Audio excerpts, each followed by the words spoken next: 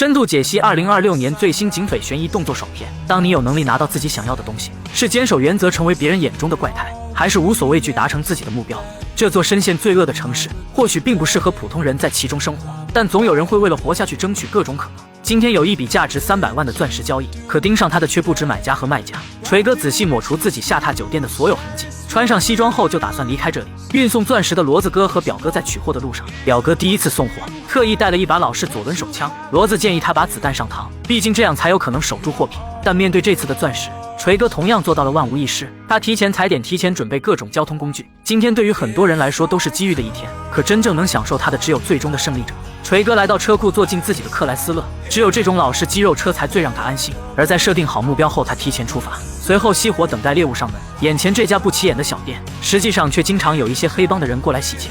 此时骡子来到老板门口，他和表哥要来店里把货物带走，因为这不是他第一次做这种工作。老板只是对他表哥的身份有些迟疑，但很快他就交出了这次的货品。另一边，锤哥在目的地周围绕圈，很快他就锁定了这次的交易对象。而在等红灯变绿时，他立马动手戴上面罩，随后打开双闪和后备箱。男人还以为他的车出了什么故障，哪知下一秒锤哥就下车把枪对准了男人的脑袋。只见他拿枪示意男人钻进自己的后备箱，紧接着他问出了对方手机的密码，这样就可以李代桃僵代替男人去交易。到此为止一切都很顺利。等回到商店后，他用对方的手机给老板发短信，老板以为客户已经做好了准备。这时老板有些担心骡子的火力不够猛，尤其是看到骡子表哥只带了一把左轮，他觉得这样有些不太保险。拿这把破枪，他是打算去西部当牛仔吗？随即老板拿出了2把全自动，要他们一定要跟着路线一直走，不能停，只有这样才能确保一切安全无虞。骡子拿着皮箱上车，表哥觉得老板有些不太尊重人，所以他决定把左轮塞进自己的座椅旁边。而他们启动引擎后，锤哥没有丝毫犹豫跟了上去。这次交易只要顺利完成，他在这行就算是成功站稳了脚跟。不过他屡次犯案早已经被警探盯上，最近洛杉矶警察的办案效率让群众很不满。可警探发觉自己最近连隐私也少得可怜，他的妻子对他每天拿回那点工资本就心怀不满。另一边，黑妹也在前往客户家的路上，殊不知骡子和锤哥就在他旁边。有时候缘分就是这么奇妙。很快，洛杉矶有史以来最大的劫案就将上演。锤哥掏出手枪放在怀里，虽然老板一开始有跟骡子提起货主会跟着他们，不过他做梦都没想到，身后的锤哥早就做好了抢劫准备。随着对方停车等候，锤哥直接顶上去磕碎了骡子的倒车镜，然后他放下车窗，把手枪对准他们。骡子见状赶紧举起手来投降，锤哥早就做好了准备，他还特意拿了骡子的软肋来威胁对方，这对于他来说只是个保险措施。锤哥让他们配合自己把武器和手机都拿出来，但就在骡子乖乖听话的时候，表哥偷偷耍了个心眼，他没有拿出自己藏在座椅的那把左轮。骡子本以为能把对方欺骗过去，殊不知锤哥早就拿到了情报，箱子里的货品只是障眼法，他要的是真正的钻石和交易文件。要是他还想回家见到自己的家人，那就别再跟自己动什么歪心思。见状，骡子只好说出东西被他藏在左脚的绑腿上。而这时表哥趁机从座椅下面拿到手枪，锤哥拿到钻石后直接放出了后备箱的大冤种，他顶替对方拿到了东西，所以没必要一定赶尽杀绝。而就在锤哥回到车上准备离开时，表哥死死盯着，就等他露出破绽。只见他用微微颤抖的手对准锤哥突然开枪，但这颗子弹擦着对方头皮掠过，没有造成任何实质伤害。可突如其来的变故，反应过来的锤哥立马倒车逃之夭夭。原本的既定逃脱路线已经被他忘在脑后，他现在只想赶紧离开，却不曾想竟跑到了反向路线。只见他猛地漂移逃进到旁边的小路，随后直接加速朝101公路逃跑。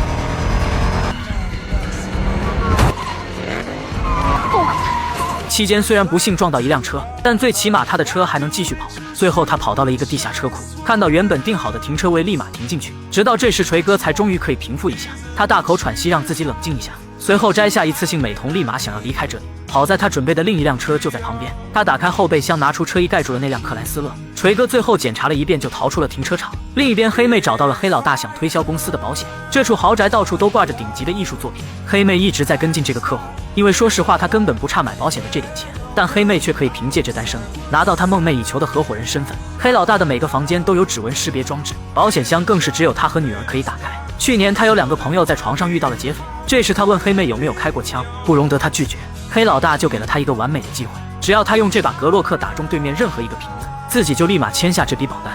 黑妹努力控制自己的情绪，随后第一次扣下扳机，一声枪响瞬间吓得黑妹一哆嗦，不过她也因此争取到了签单的可能性。这时黑老大给她介绍了自己最得意的作品，但黑妹满眼不可置信，因为这东西她以前只在博物馆见过，黑老大却直接买回来挂在自己家里当壁画。黑妹现在才知道他在跟怎样的家伙做交易，不过事到如今，他也只能继续跟他谈判。他解释自己的公司可以保护他的隐私，他们甚至还有网络责任险，就比如之前的招生丑闻，如果真有这种情况，他可以确保黑老大的安全。结果这时他却犯了一个致命的错误，那就是把他的未婚妻认成了是他女儿。黑妹一瞬间就意识到自己说错了话，黑老大可不想跟这么没有眼力见的笨蛋聊天，这可真是让人绝望的沟通。而就在他返回公司时，警探老白刚好跟他擦肩而过。他收到同事的消息，刚在101公路旁边再次出现了一场抢劫案，这很像他一直在追踪的那个连环抢劫犯的首领。他的搭档小黑已经提前到场勘探情况。不得不说，老白的破车的确到了该更新换代的时候。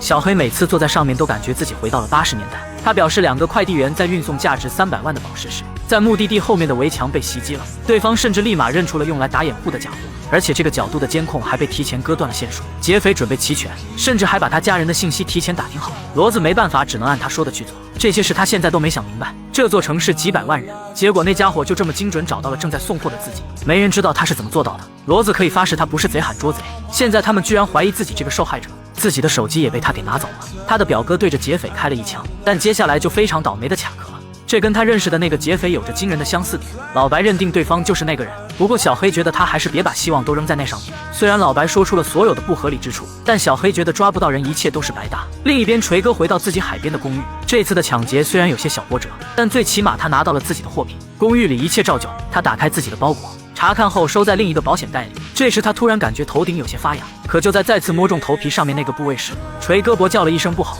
锤哥此刻才明白那颗子弹距离自己有多近，一瞬间后怕让他冷汗直流。这边黑妹回到公司，她这次铩羽而归，并没有表现出任何不甘，这就是职业女性的自我保护。毕竟现在是她晋升合伙人的重要阶段，她露出最完美的笑容迎接上司，表示自己就要搞定那个家伙。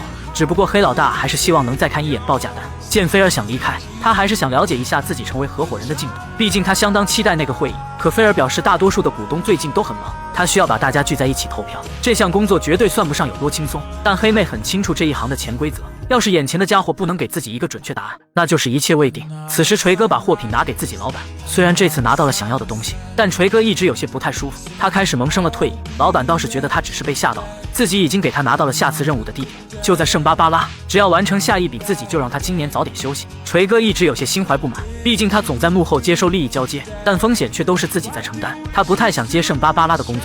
老板有些不太高兴，他应该认清自己的身份地位，因为有时候找上门来的不一定是工作，还有可能是警察。锤哥本想叫平常自己认识的女孩过来，但对方似乎身体不太舒服，所以只好是另一个女孩来替班，这让他有些拘谨。不过能放松一下总归是个好事，可那种感觉一直萦绕在他心头。锤哥果然还是决定早点退出比较好。很快新的一天开始，今天对很多人来说都很难熬。锤哥打算做完这一单就金盆洗手，这样一来他就需要一笔足以消磨半辈子的财富。很快他就盯上了黑妹，因为他手里有很多大客户的信息。只不过最近黑妹的处境有点不太好，新同事分走了他不少订单。原本他还想继续跑去做黑老大的工作，结果因为钻石抢劫案的发生，公司有可能要赔付一大笔保险金，上司临时要他交接工作给新同事，然后就去跟警方沟通，拿到对方的测谎记录，以防止存在骗保的可能性。黑妹自然不打算放掉黑老大这块肥肉，可他又不能在这个时候让上司觉得不满，所以他只能割爱给新同事。另一边老白也在跟进这桩案子，老板表示自己开了27年的店，他们以为做担保生意就真的有中饱私囊的可能，但很可惜这次他根本没有反应的机会。老白在了解情况后，发现这次抢劫案的细节跟之前惊人的相似，地下交易邮件联系买家卖家。老白要小黑去调查邮件的来源，更重要的是劫匪很明显知道他的计划。此时锤哥来找线人拿情报，他们一直在暗网上接收各种信息。这次锤哥要对方调查黑妹的所有背景，只有这样才能做到万无一失。但另一边老板找到了新的劫匪，金毛的老爹之前是他最好的飞车劫匪，他希望金毛能独自完成圣巴巴拉的工作。老板觉得锤哥现在的胆子变小了，所以他最好重新找个对接人。金毛对此跃跃欲试，要是完成这桩生意，就意味着他正式入门。另一边锤哥在跟线人接头后打算返回公寓，结果半路却被一个女孩意外追尾，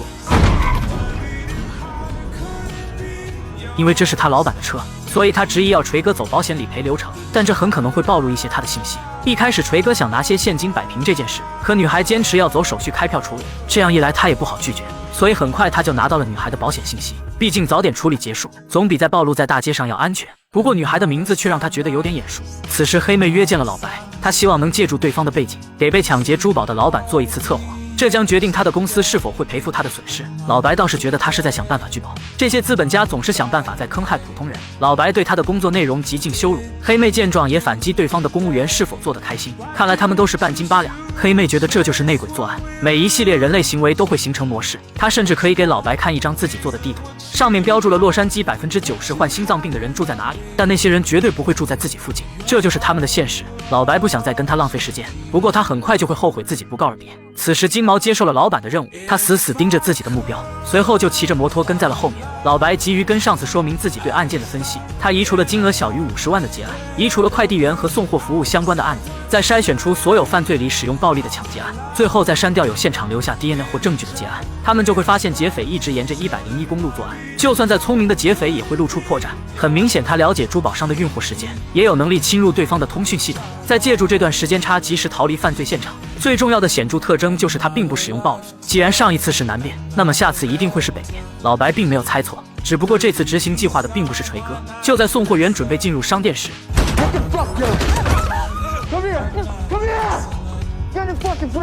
金毛从后面突袭，按住对方闯入店铺。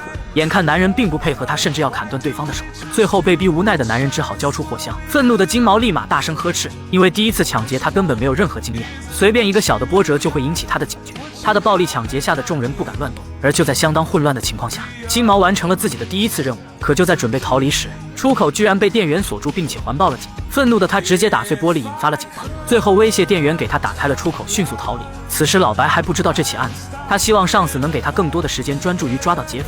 虽然此刻他在警队里的地位日渐衰落，不过曾几何时他也算是警队里的新星，其他人都能拿下几个棘手案子充当业绩，只有老白还在原地踏步。上头想看到的只有结案率，老白一直想做出正确的选择，他很确定这些案子都是同一个人做的，自己只是需要时间来获取证据，但上司希望他别拉低大家的结案率。另一边，锤哥主动联系了上次撞他车的女孩，因为他总觉得自己以前跟她认识。深夜他们在酒吧见面，这次女孩因为撞倒一个人惹了大麻烦，锤哥约她见面不光是为了保险，更多是想跟她有更深一步的了解，只不过他不打算把自己的一切全盘托出。听到锤哥想跟她进一步接触，女孩有些局促，因为她觉得自己跟对方有差距，而且他们也没什么共同点可以互相沟通，他们还不如换个地方更深一步了解对方。就比如老白带着妻子来的一家路边摊，他们的婚姻正一点点步入坟墓，爱情什么的根本顶不过现实的摧残。在经过一系列毫无意义的争吵后，老白最终决定搬出这栋房子。另一边，锤哥倒是跟玛雅打得火热，一直以来他因为自己的工作不得不选择搬家，所以根本也没有一次算是顺利的恋爱。为了钱，他可以不在乎任何事，不过如果面前有个按钮让他重新开启人生，锤哥应该会毫不犹豫摁下去。没想到他的回答如此干脆。今晚的约会总体来说还算是成功，玛雅也觉得很想和锤哥约好下次见面，这也算是一个好的开始。可突然锤哥看到了珠宝店的抢劫案，地点和金额都跟之前老板提供的一致，他满脸都是不可置信。殊不知跟他有同样感觉的还有老白，这样暴力的抢劫跟他认知中的那个人不太一样，只不过地点和过程还是一样的，也都是在101公路附近消失了踪迹。据说有个保安直接被吓尿了裤子。老白觉得有些不对劲，因为根据监控上来说，老白觉得这次的劫匪很可能不是他要找的人。但小黑劝他就这样继续追查下去，毕竟他得想办法提高破案率，这次的笨蛋绝对会留下一堆线索。可老白对于对方伤人这一点持否定态度。此时锤哥找到了老板，他想要来上次销赃的分成。虽然他没有直接参与圣巴巴拉的抢劫案，但从一开始策划和情报都是由他提供的，所以理应有一份钱是属于他的。但很明显老板并不买账，没有直接参与就不算一起行动，更别提要一起分钱。听到锤哥跟他提所谓的信任，老板嘲笑他是不是脑子有问题，结果锤哥居然表示这会是他们最后一次见面。老板简直不敢相信自己的耳朵，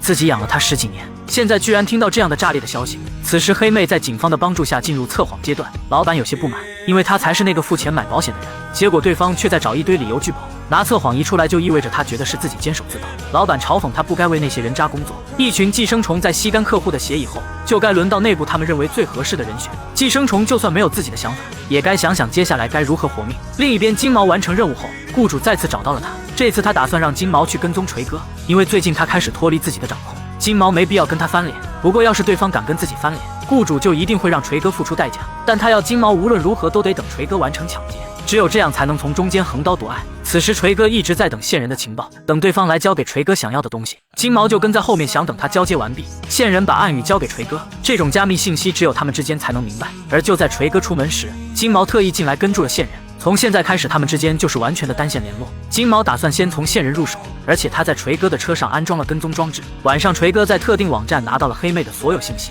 包括他最近的工作和行程安排。很快他就采取接近黑妹的第一步，他打扮得像是个玩世不恭的收藏家，因为只有这样才有黑妹接近的价值。锤哥主动跟他搭话，从他的车出发，赞赏他的人生价值，这对黑妹来说也是相当受用的奉承。而当看到锤哥的老款典雅雪佛兰，他就把对方当成了自己的隐藏客户。殊不知这正是锤哥为了让他加深印象所特意准备的，只不过本身他也是那种喜欢老车的家伙。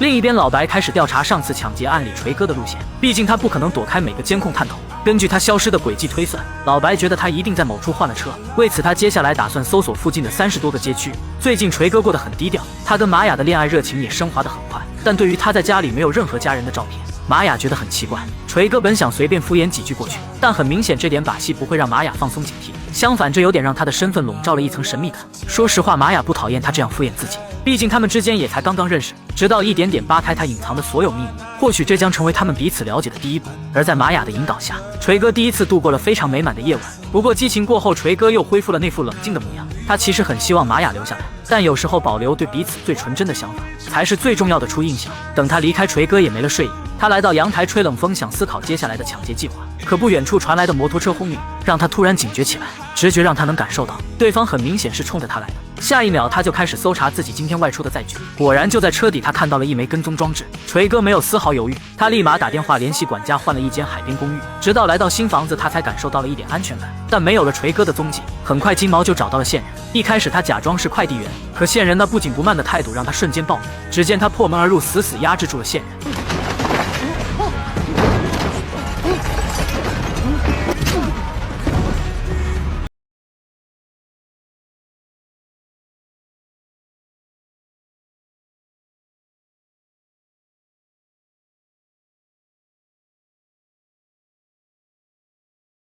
大发现晚上锤哥溜进一个艺术展，因为今天黑妹也会在这里出现，果然一场事先准备好的偶遇就达成了。锤哥表现得对艺术品很感兴趣，这让他看起来就像个很容易买保险的富豪。随后锤哥主动提议要不要去喝一杯，老白带来了专业的法医团队，他们对车里的痕迹提取能用的 DNA。 老白因为刚经历一场失败的婚姻，他就打算换个环境来开解一下心头的郁闷。小黑提议他可以搬到海边住一段时间，看看比基尼美女，随便做个瑜伽来让他保持内心平静。要知道现在还有热瑜伽和快瑜伽等等不同种类。这时法医提醒他们这车干净的跟新的一样，不过唯一的发现是一个微小的血点，幸运的是他们可以提取里面的 DNA。 此时锤哥还不知道自己即将暴露，他跟黑妹聊了一会，得知他的工作就是给那些不知道该怎么花钱的家伙写保险单，好让他们意识到自己的艺术品其实有被盗的风险。这么说来他应该很懂东西的价值。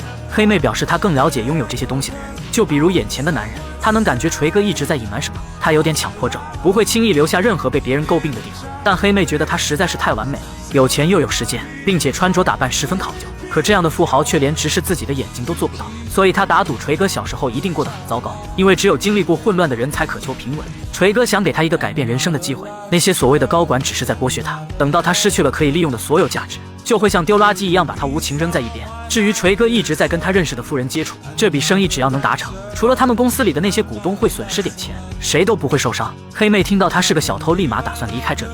锤哥质问他真的相信所有人都干干净净吗？马克5年就成了合伙人，那些人根本不在乎他是死是活。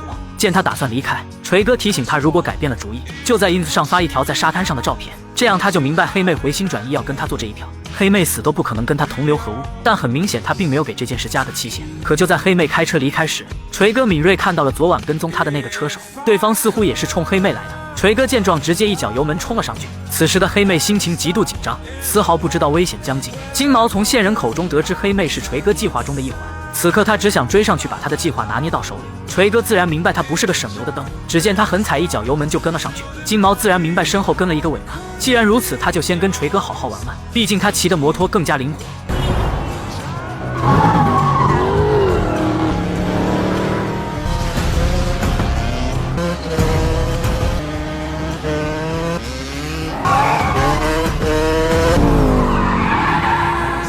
这时一辆公交车卡在他们中间，就在锤哥以为要跟丢的时候，金毛居然一脸挑衅意味就等在对面。随后二人又是一场追车盛宴，但金毛明显意有所指，他猛地加速想要去追黑妹，但锤哥提前预知他的路线，提前设防。只见他加速想要赶到金毛前面，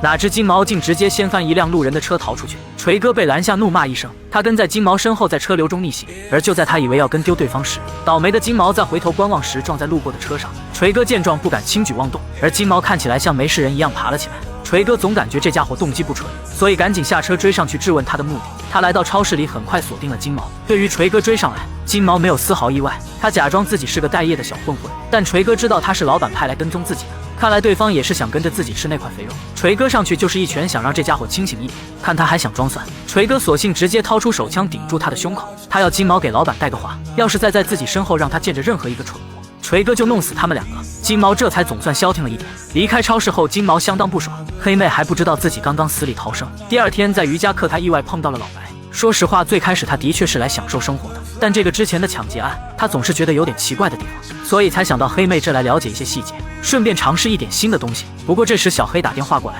说是有人报警看到了一辆奇怪的黑车，而且貌似有人刚进入珠宝商店鬼鬼祟祟，貌似跟他们在车库里发现的那辆类似，很可能接下来会发生抢劫案。老白要他看住同组的汤森，要是那家伙到场，很可能会让事态变得更加糟糕。不过很可惜，老白赶到时，汤森已经开枪打中了劫匪。老白意识到大事不妙，赶紧拿枪上前。他和小黑确认对方并没有持枪抢劫，这意味着汤森很可能面临处理过当的指控。老白揭开对方的面罩，发现居然只是个小孩。这时小黑确认那辆黑车只是路人的，他让汤森先给劫匪戴上手铐，随后打电话通知急救员到场。可就在这么几分钟的时间，汤森居然伪造了对方持枪抢劫的现场。老白只觉得不可思议，就为了自己的清誉，这家伙竟然把一切都归在对方身上。很快老白就被领导约谈，因为汤森并不是他以为的那种好人，而且上司居然还站在他那边说话，所以老白很快就要为这次的事件担责。小黑面临这样的压力，不得不出卖老白，这样一来他就只能是单线作战。面对这样的指控，老白只能应接。从现在开始，他们三人停职，直到调查结束。老白不想跟对方同流合污，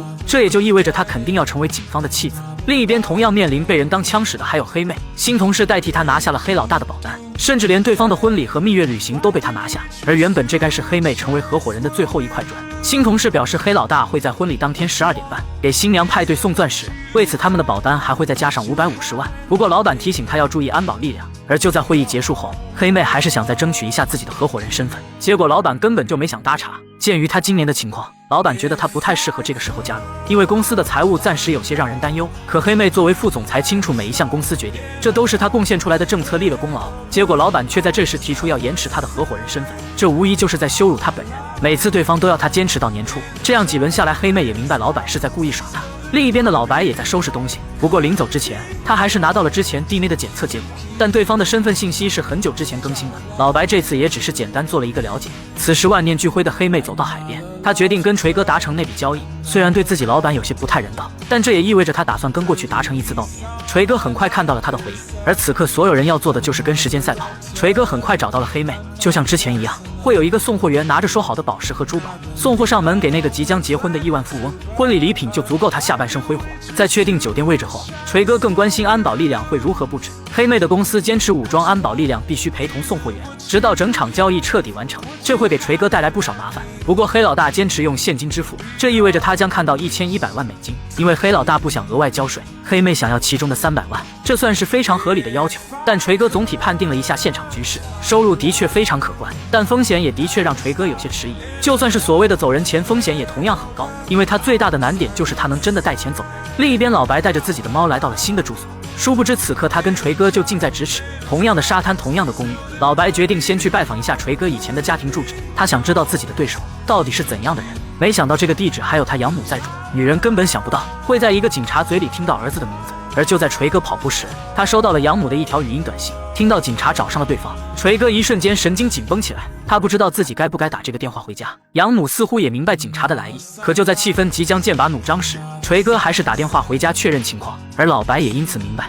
这个所谓的善良劫匪本质上的确不是坏人。锤哥听到对方的声音后立马挂断电话，而与此同时，黑妹只觉得自己现在心跳不速，她似乎做了什么不得了的事。锤哥开始调查婚礼套房的具体位置，电梯包括楼层他都要搞清楚，他要黑妹弄到送货员的航班号，包括姓名和落地时间。黑妹来到公司后，等所有人都离开后才敢打开资料库，也多亏了他副总裁的权限，很快他就拿到了正确的信息发给了锤哥。随后他彻底销毁手机，然后扔进了垃圾箱。就在他以为自己做的天衣无缝时，金毛突然冲出来一脚把他踹翻，还威胁他把锤哥的计划全盘交出。金毛下手狠辣，被枪对准脑门，他只能如实回答。而就在第二天的瑜伽课上，黑妹姗姗来迟，她戴着一副墨镜遮盖脸上的伤。现在她想要跟老白谈谈，看到他脸上的淤青，老白意识到了不对劲。没想到黑妹居然如此胆大，居然想要和人抢劫自己公司的客户。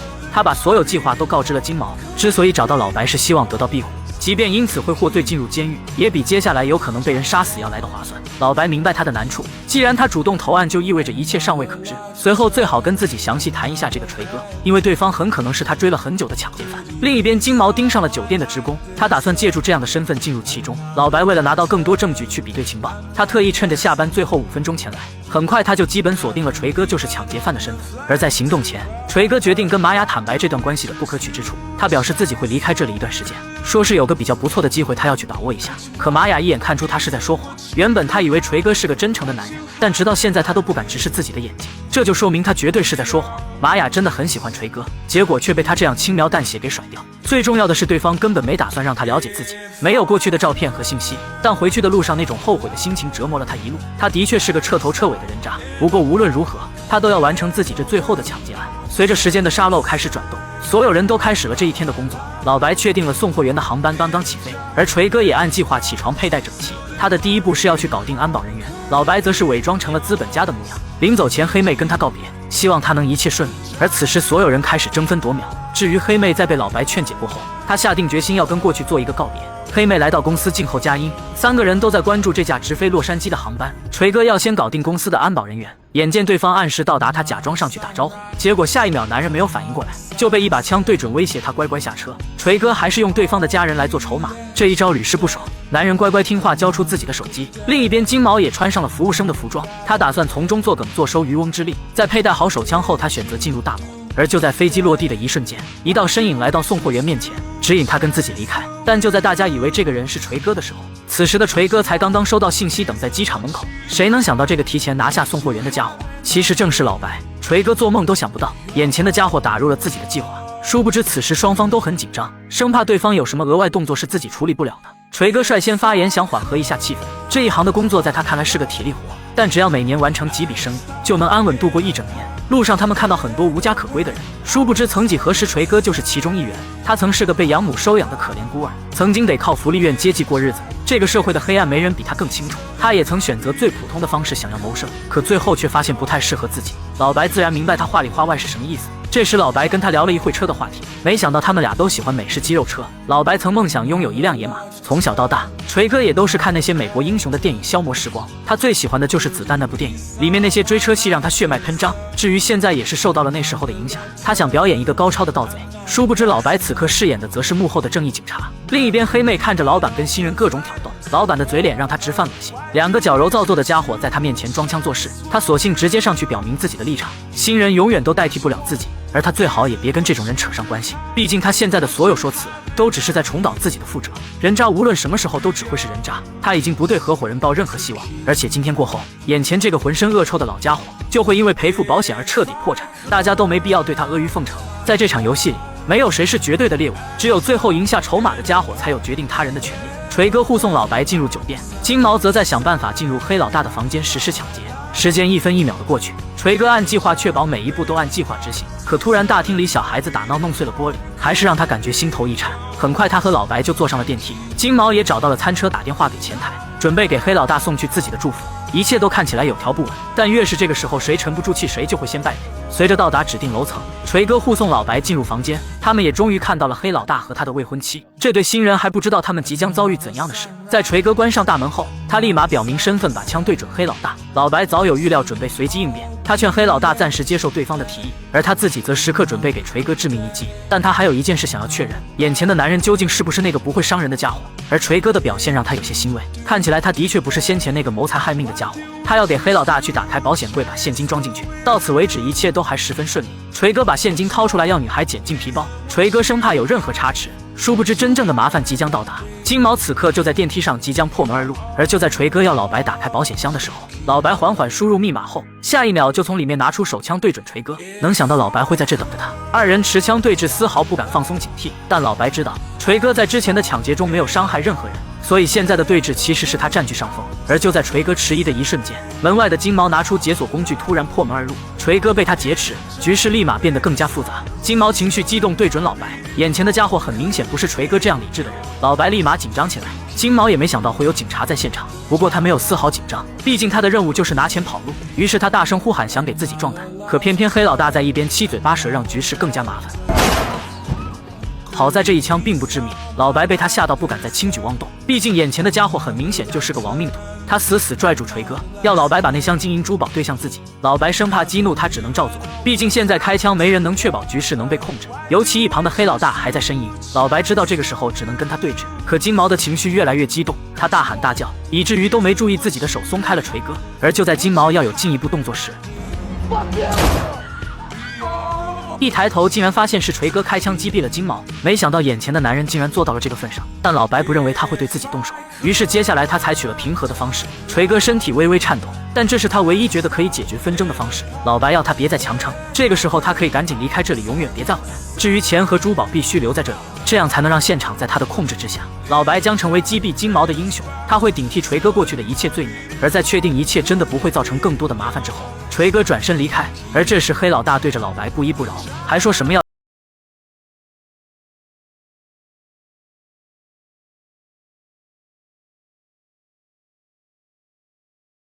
还有的谈。黑老大必须帮他向警察说明一切，否则就会是两败俱伤的局面。黑老大自然能分清什么是最好的处置办法。最终一切重归平静，老白保护了一个受伤的纯净灵魂，从此以后他终于能迎来新生。这座罪恶之城从此不再有一个担惊受怕的人。但殊不知就在现场，老白偷偷拿出了几枚钻石，这是他对所有人的一个交代。而锤哥在离开前也突然想起有件必须要去做的事，黑妹等来了老白的礼物，而老白最终也得到了属于自己的幸运，那是锤哥离开前留给他的。掀开车衣，里面正是一辆纯正的美式肌肉跑车。至于玛雅，也终于得到了锤哥的坦白，他们曾经都在同一个福利院，他的家人其实就是玛雅。从此以后，那个如幽灵般的男人销声匿迹，但所有人都感激他曾来过这个世界，并留给了大家一个念想。